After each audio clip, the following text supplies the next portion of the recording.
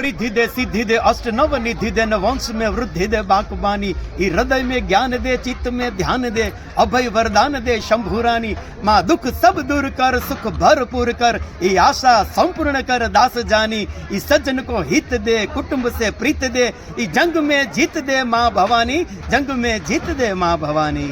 નમસ્કાર મિત્રો, હું છું ચેતન વ્યાસ અને હું છું કલ્પેશ વ્યાસ. અમે વ્યાસ બ્રધર્સના આપ સૌને જય માતાજી.